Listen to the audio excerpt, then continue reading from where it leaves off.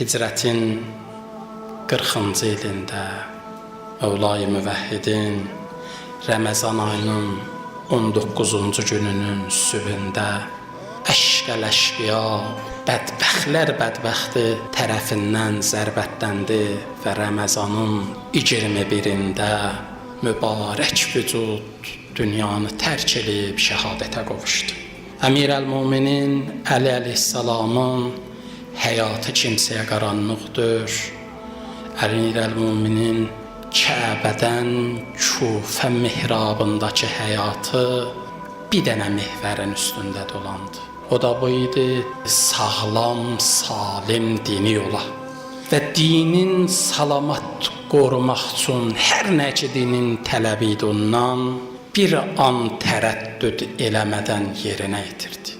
Hətta o zaman ki özü nəql edir, o gün ki yataqda idi, ölümündən bir gün qabaq, yəni bugünkü gün, burada Allah Rəsulü Ramazan barədə danışırdı.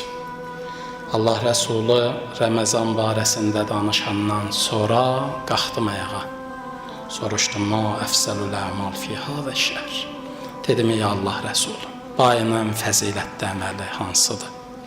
Fəqal ya Əbəl Həsən, Peyğəmbər cavabında dedi, Əbəl Həsən, əfsəlül əmal fi hâzə şəhr əl-vərəvən məharimillah. Dedi, Əbəl Həsən, bu ayın ən gözəl əməli Allahın haram dediklərindən çəkinməkdir. Ondan sonra gördüm, Peyğəmbər ağladı. Peyğəmbər mənə baxaraq ağlayırdı. Fəqultu ya Rəsuləllah, ma yəbkik. Dedim, ey Allah Rəsulü, səni ağladan nədir? Nədən ağladın?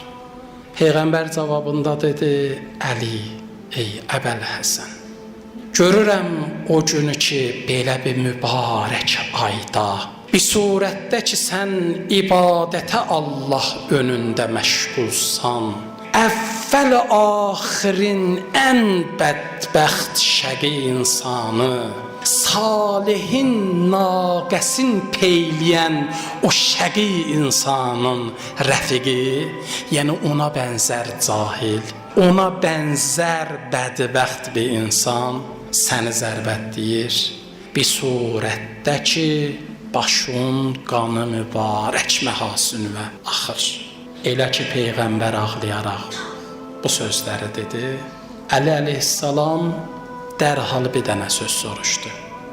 Qultu ya Rəsuləllah, dedim, ey Allah Rəsulü, və zalikə fi səlamətin min dini, dedim, ey Allahın Rəsulü, bu baş verərkən mənim dinim salamatdır, mən salim bir dinin, bir dənə sağlam inanclısı möminiyəm.